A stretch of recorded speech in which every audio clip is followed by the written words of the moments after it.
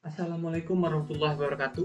Perkenalkan, nama saya Darmarsi Geraldo dengan NIM 122140203 berasal dari program studi Teknik Informatika Angkatan 2022.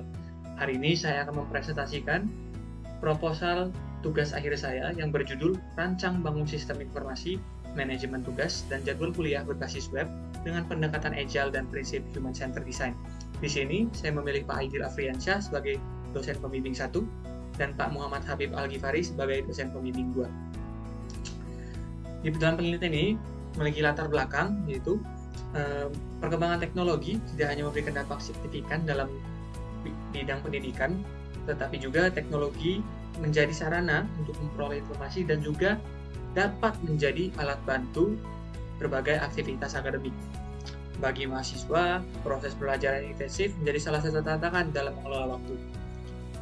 Mahasiswa juga yang memiliki berbagai aktivitas, baik aktivitas akademik maupun non-akademik, diharuskan memiliki kemampuan untuk manajemen waktu dengan baik.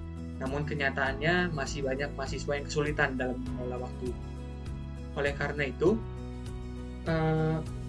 kesulitan dalam mengelola waktu ini menjadi sebuah dampak yang besar bagi mahasiswa, seperti penurunan nilai akademik dan peningkatan stres.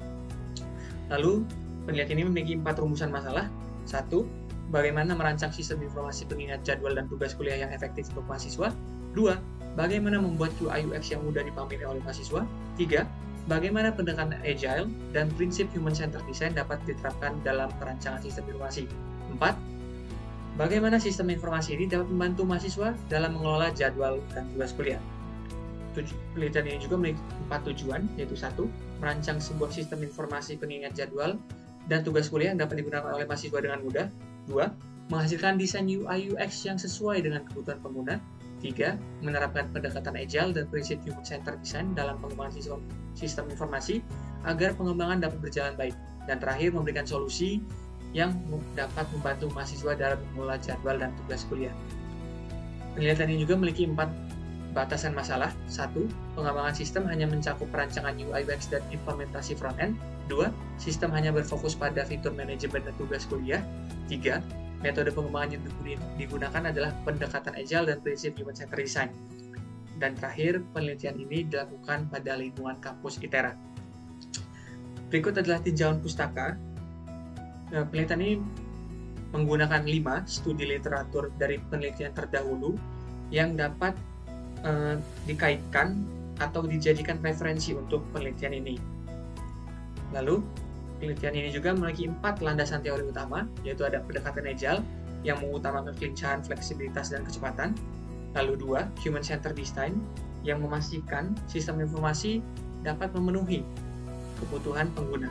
3, black box testing, yaitu adalah metode pengujian yang dilakukan untuk mengamati hasil input dan output dari sistem informasi atau perangkat guna.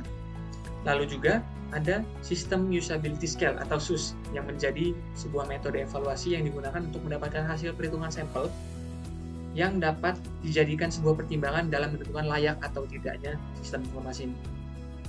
Lalu metode penelitian ini menggunakan metode eksperimen dengan pendekatan agile dan prinsip human-centered design. Pendekatan ini memungkinkan fleksibilitas selama pengembangan sistem dan memastikan kebutuhan pengguna terpenuhi.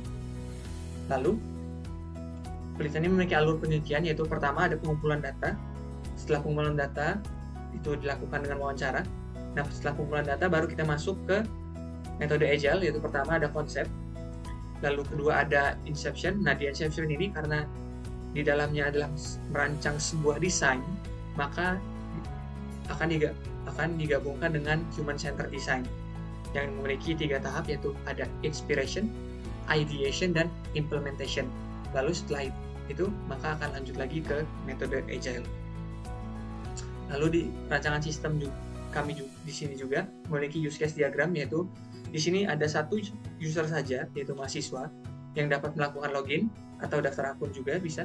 Lalu kelola jadwal kuliah, kelola tugas kuliah, dan pengaturan profil. Lalu di rancangan sistem ini memiliki activity diagram, yaitu ada login, daftar akun, kelola jadwal kuliah, kelola tugas kuliah, dan pengaturan profil. Lalu dalam sistem ini memiliki kebutuhan fungsional ada 6. 1. Login akun. Sistem menyediakan fitur login dengan autentikasi username dan kata sandi. 2. Daftar akun. Pengguna dapat mendaftarkan akun baru. Lalu 3. Ada pengelolaan jadwal kuliah. Sistem menyediakan fitur tambah, edit, hapus, dan akan menampilkan jadwal kuliah dalam bentuk kalender. Lalu ada yang keempat, itu ada pengelolaan tugas kuliah. Di sini juga sistem menyediakan fitur tambah, edit, hapus, dan menandai tugas sebagai selesai.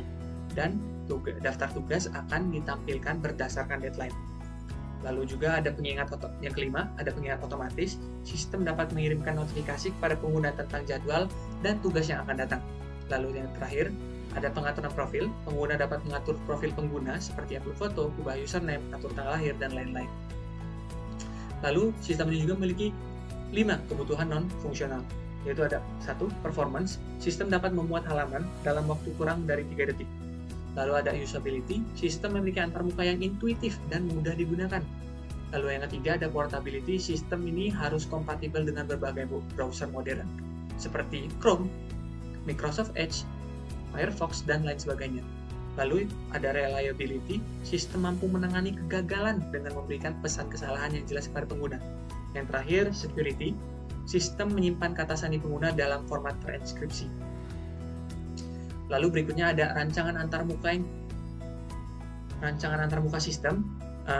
Rancangannya saat ini hanya low file.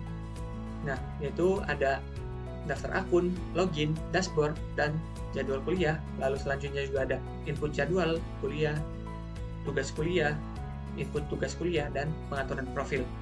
Lalu rancangan pengujian yang digunakan untuk penelitian ini adalah SUS. Nah, kenapa metode SUS? Karena agar dapat mendapatkan hasil maksimal, maka perlu adanya sebuah evaluasi SUS. Nah, evaluasi ini digunakan menggunakan kuesioner Google Form. Nah, untuk saat ini, penelitian ini telah memiliki 14 responden yang berupa mahasiswa veteran, dan evaluasi ini akan menggunakan tahapan dan rumus yang berada pada SUS. Mungkin itu saja yang bisa saya jabarkan dan jelaskan pada presentasi proposal tugas akhir saya. Mungkin itu saja. Saya berterima kasih kepada Pak Budi sebagai dosen pengampu metodologi penelitian dan asdos metodologi penelitian. Mungkin itu saja dari saya. Saya ucapkan terima kasih dan mohon maaf bila ada kesalahan kata. Wassalamualaikum warahmatullahi wabarakatuh.